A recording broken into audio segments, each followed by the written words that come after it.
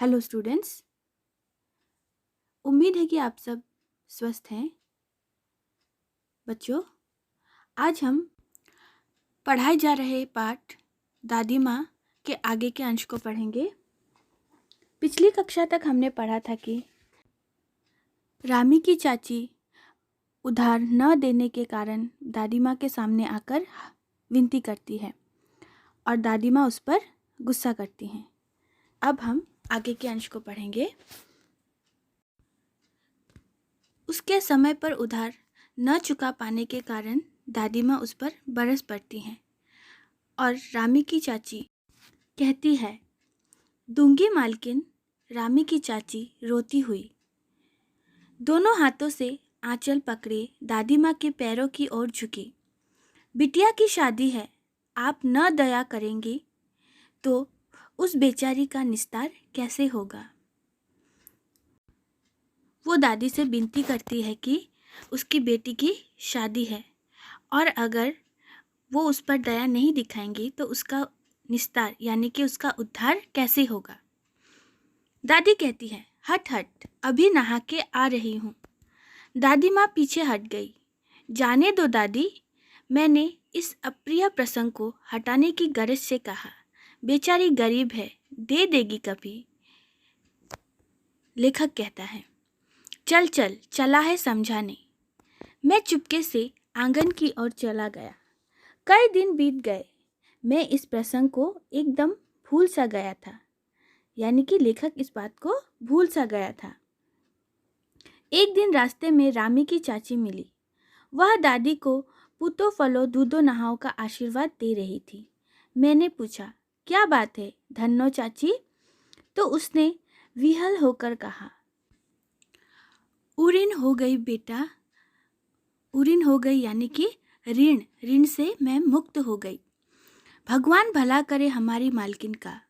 कल ही आई थी, पीछे का सभी रुपया छोड़ दिया, ऊपर से 10 रुपए का नोट देकर बोली, देखना धन्नो, जैसी तेरी बेटी वैसी मेरी। 10-5 के लिए हंसाई न हो, देवता है बेटा, देवता। धन्नो ने दादी माँ को आशीर्वाद देते हुए कहा कि तुम्हारी दादी भगवान का रूप है। उस रोज तो बहुत डांट रही थी। मैंने पूछा, वह तो बड़े लोगों का काम है बाबू, रुपया देकर डांटे भी ना तो क्या लाभ। रामी की चाची ने लेखक से कहा।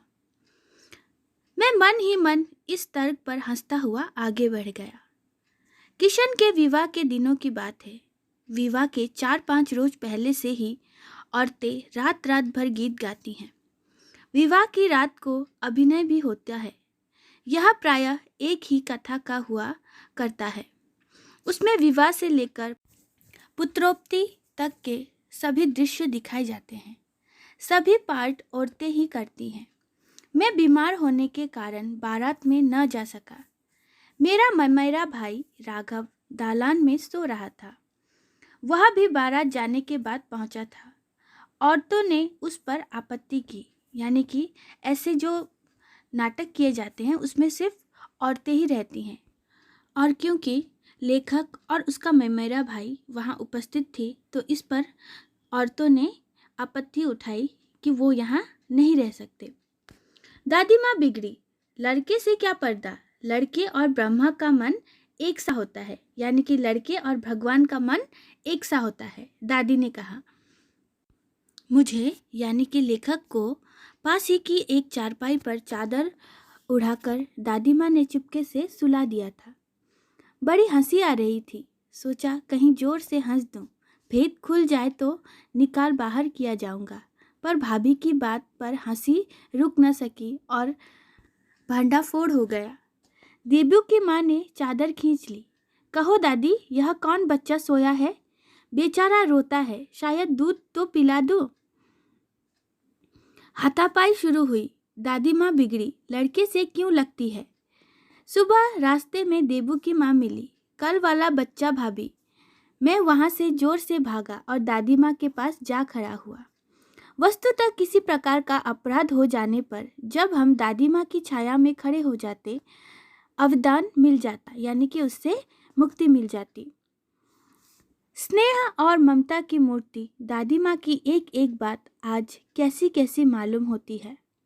परिस्थितियों का वात्या चक्र जीवन को सूखे पत्ते का सा कैसा नाचता है, इसे दादी माँ खूब जानती थी। यानी कि जीवन में किन परिस्थितियों में किस प्रकार उसका सामना करना है, दादी माँ को बखूबी आता था।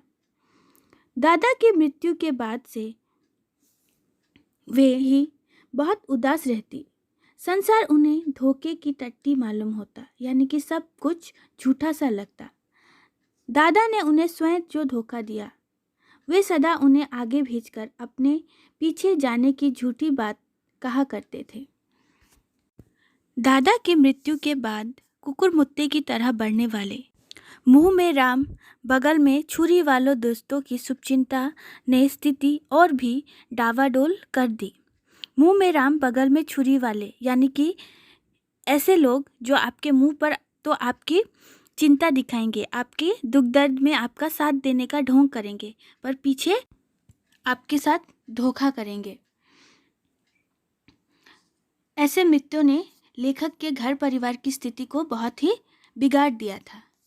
दादा के श्राद्ध में दादी के मना करने पर भी पिताजी ने अतुल संपत्ति व्यय की। वह घर की तो थी नहीं। कहने का अर्थ है कि जब लेखक के दादाजी की मृत्यु हुई तब लेखक के पिताजी ने बहुत सारा धन उनके श्राद्ध में ऋण लेकर खर्च कर दिया, जिसके कारण बाद में उन्हें कई विपत्तियों का सामना करना पड़ा। तो बच्चों, आज इस पाठ को हम यहीं तक पढ़ेंगे। इसके आगे का अंश हम अगली कक्षा में पढ़ेंगे। आप आज पढ़ाए गए अंश का अभ्यास कीजिए। धन्यवाद।